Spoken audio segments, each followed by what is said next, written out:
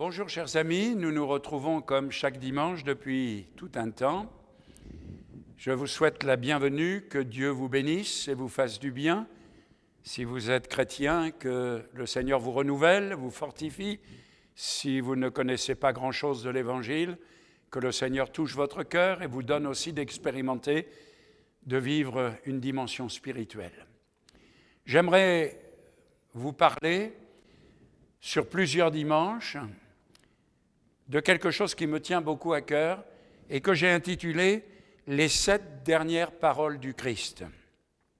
Et pour étayer mon message, comme introduction, j'aimerais lire dans l'Épître aux Galates ce que dit l'apôtre Paul au chapitre 2 et au verset 22. Voilà ce que dit Paul.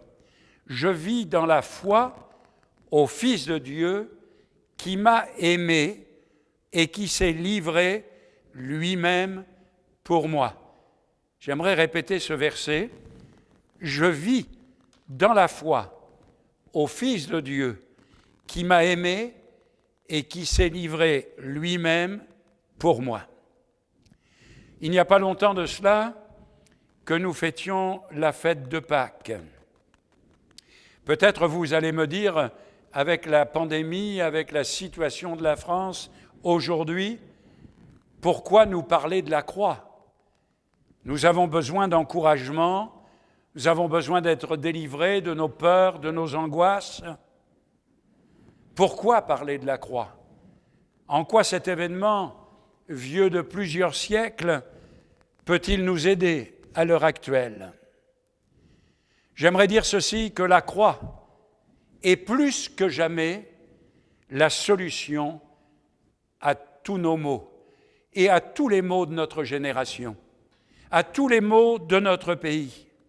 D'ailleurs, autrefois, lorsque j'étais un jeune homme et que je venais de me convertir, on chantait un cantique qui disait ceci : « Au plus fort des combats, la croix reste debout, elle illumine tout.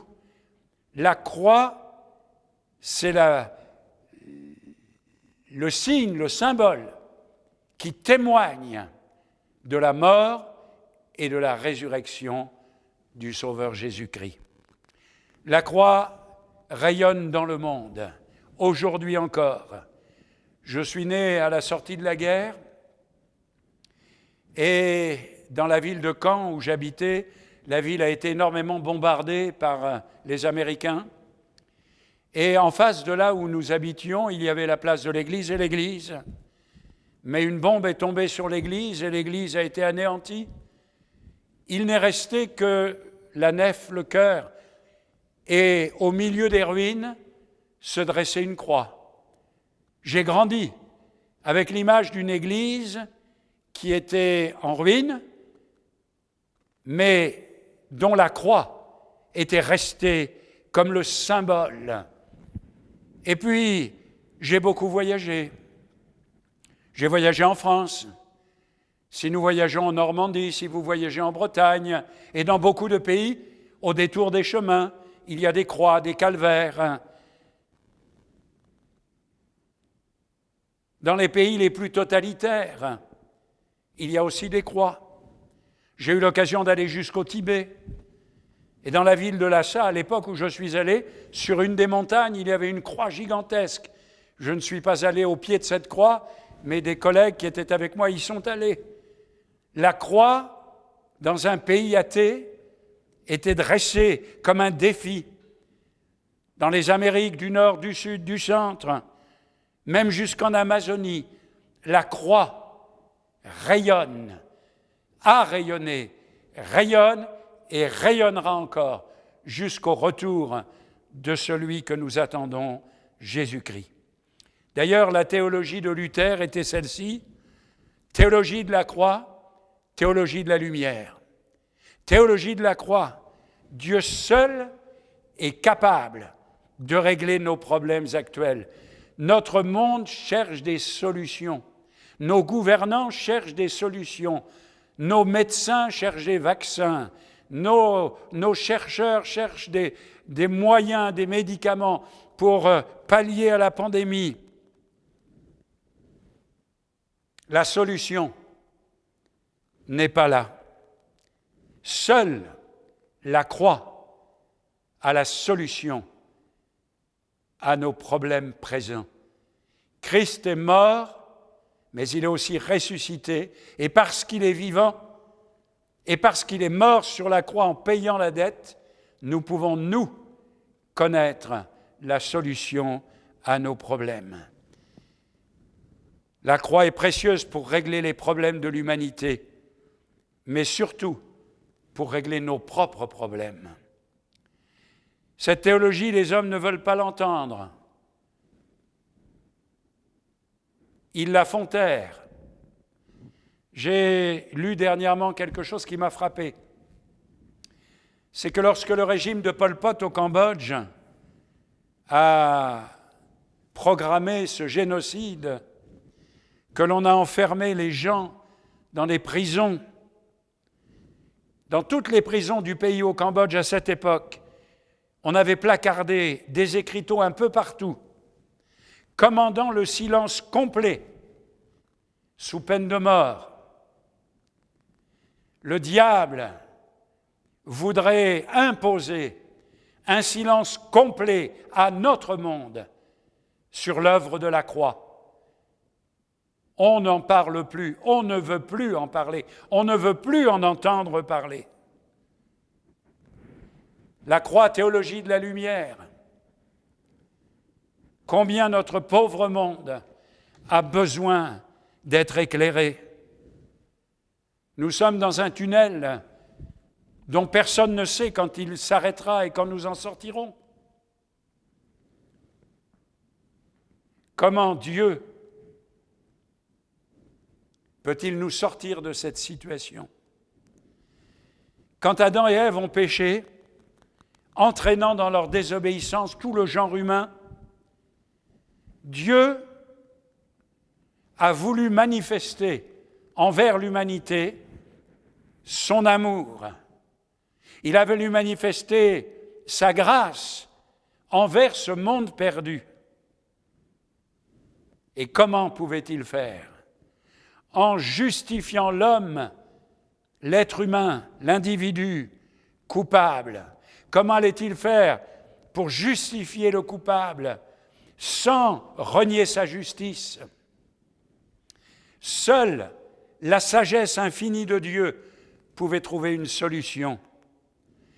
À la croix, Dieu a pris le problème, l'initiative de régler cette situation.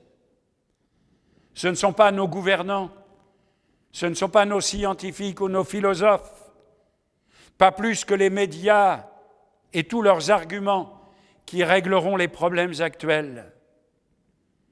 Ces 7 paroles de la croix sont l'expression de l'unique parole de vie.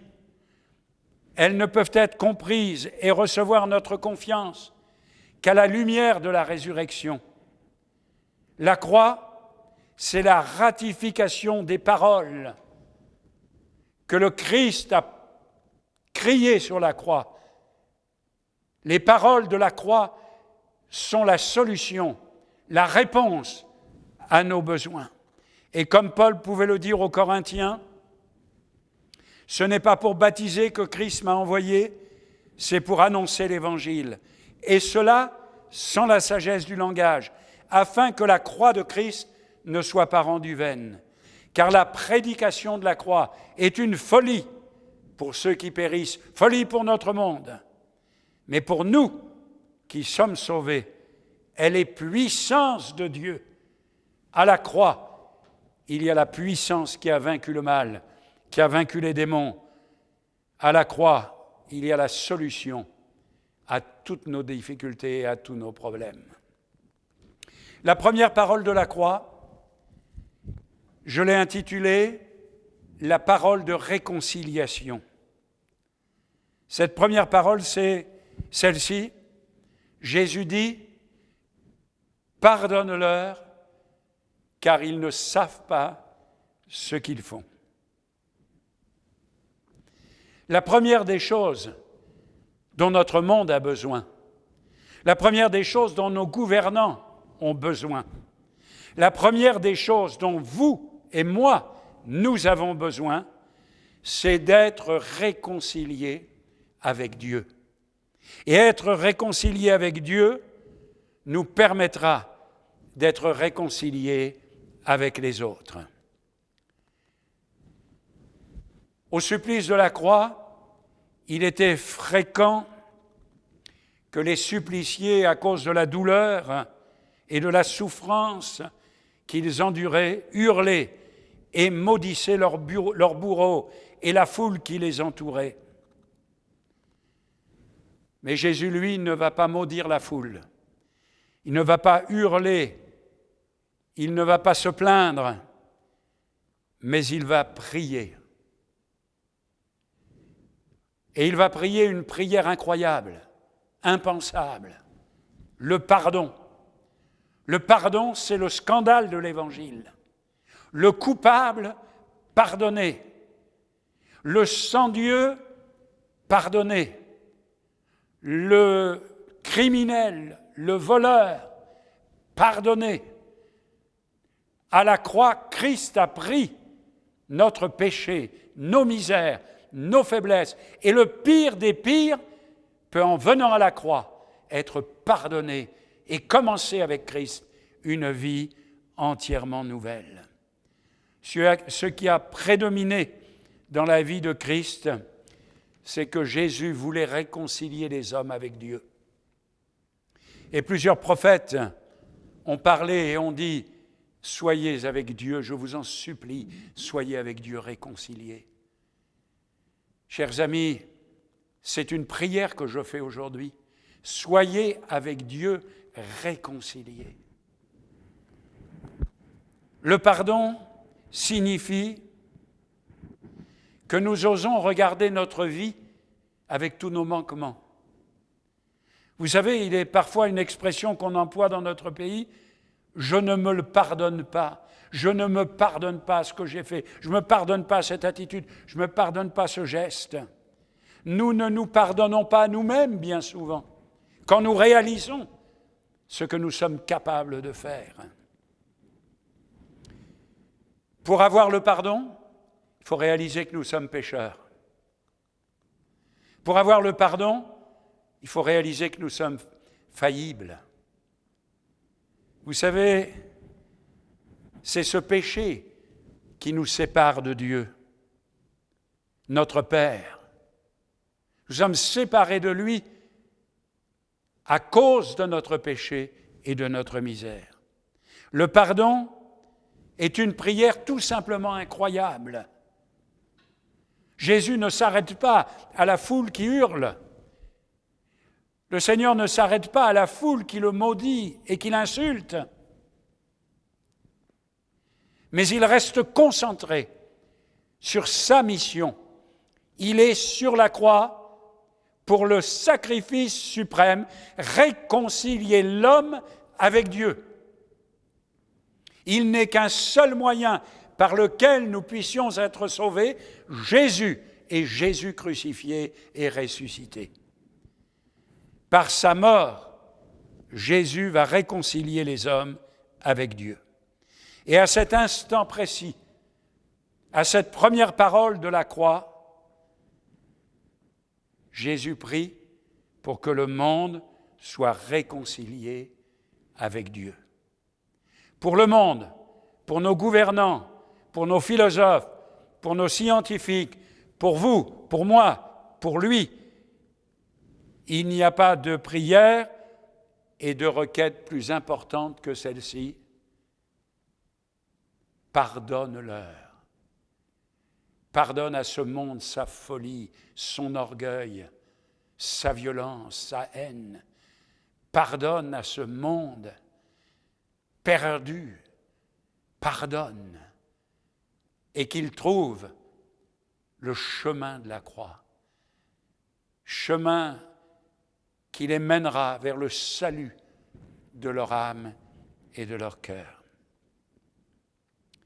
Et Jésus va ajouter cette parole, car ils ne savent pas ce qu'ils font. Croyez-vous que notre monde sait où il va? Croyez-vous que notre monde sait ce qu'il faut faire?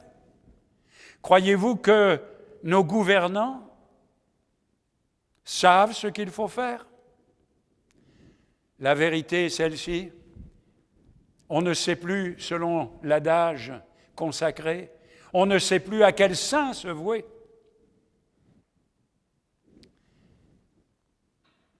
En rejetant la personne de Dieu et son conseil divin, nos gouvernants cherchent des solutions à la crise que nous traversons. Mais quelles solutions nous sont proposées? Les solutions que le gouvernement nous propose sont étonnantes parce que lui-même ne sait pas quoi faire. Alors, quels conseils peuvent-ils nous donner? Malgré toutes les précautions que nous pouvons prendre,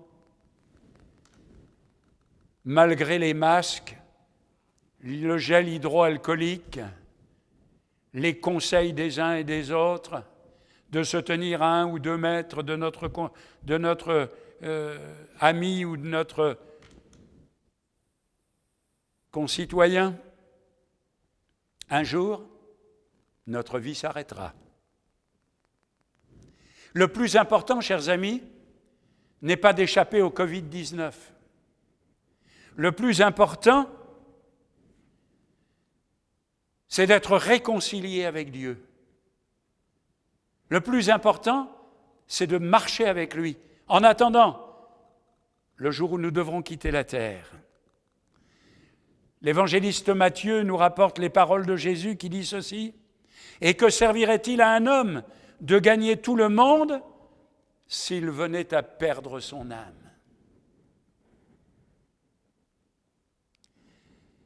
Et Jésus va m'étonner par les paroles qu'il prononce à la croix. Je suis très étonné des paroles de Jésus et en même temps bouleversé. Parce qu'il va dire ceci: « Pardonne-leur, car ils ne savent pas ce qu'ils font. » C'est-à-dire que Jésus va leur trouver encore des circonstances atténuantes. Ils ne savent pas ce qu'ils font. C'est-à-dire, Jésus va dire, ils sont ignorants. Ceux qui aujourd'hui nous conseillent, nous donnent des avis, sont tous des ignorants des valeurs spirituelles, ou dans leur grande majorité. Et pourtant, seules les valeurs spirituelles peuvent répondre à nos besoins présents et futurs. Ignorance qui est venue d'un mauvais enseignement, de la part de ceux qui avaient la charge d'enseigner, qui avaient la charge de conduire le peuple dans les voies de Dieu et selon la Bible. Et l'apôtre Pierre reprendra ces paroles dans les Actes. « Et maintenant, je sais que vous avez agi par ignorance, ainsi que vos chefs. » Mais je vais vous poser une question maintenant. Est-ce que leur ignorance n'excuse pas leur infamie? Pardonnez le téléphone qui j'avais oublié de couper. Voilà. Je reprends. Leur ignorance n'excuse pas leur infamie. D'ailleurs, on le dit, nul n'est censé ignorer la loi. Christ a eu besoin de prier pour eux. Parce que l'ignorance spirituelle qu'ils ont est plus ou moins coupable. Sinon, l'état d'ignorance serait enviable. Si on ignore, alors on n'est pas coupable. Si on ignore, alors on n'a pas de problème. Si on ignore, alors on n'y peut rien. Non, l'ignorance est coupable, qu'on le veuille ou non. L'exaucement de la prière sur la croix ne s'est pas fait attendre. L'officier romain qui était au pied de la croix dira « Assurément, cet homme était fils de Dieu. » Le brigand va dire ceci, le brigand qui est à sa droite, « Souviens-toi de moi quand tu viendras dans ton règne. Les 3000 qui se sont convertis en entendant le message de Pentecôte, l'histoire des églises et des actes, tous les Juifs qui étaient présents, soit au tribunal, soit à la croix, ne furent pas tous pardonnés. Le message de l'Évangile ne touche pas tous les cœurs, ne touche pas toutes les vies, n'amène pas tous les gens à réfléchir et à se tourner vers Dieu. Les gens qui étaient à la croix et qui ont entendu les paroles du Christ ne se sont pas automatiquement convertis. Ceux qui avaient un cœur prédisposé se sont tournés vers lui. Comme ce centurion romain, assurément, s'est-il écrié. Chers amis, pour que le pardon existe et pour que l'ignorance ne soit pas une excuse, il faut deux choses. Il faut deux partis. Le parti qui demande le pardon et le parti qui donne le pardon. Il y a deux personnes. Demander pardon et que le pardon soit accordé. La prière du Christ rendait le pardon accessible à tout homme, mais tous n'ont pas voulu le recevoir. Le pardon de Christ est pour vous qui écoutez ce message. Christ veut vous pardonner. Christ veut vous bénir. La Bible nous dit que Dieu ne veut pas tenir compte des temps d'ignorance. Mais maintenant, vous savez que Christ est mort pour vous. Vous savez que la croix a été dressée pour que vos péchés, nos péchés soient pardonnés et que nous soyons sauvés. Aujourd'hui, il n'y a pas de message plus fort, plus extraordinaire, plus puissant que celui-ci. La croix, dressée pour le salut de l'humanité. Père, première parole, pardonne-leur, car ils ne savent pas ce qu'ils font.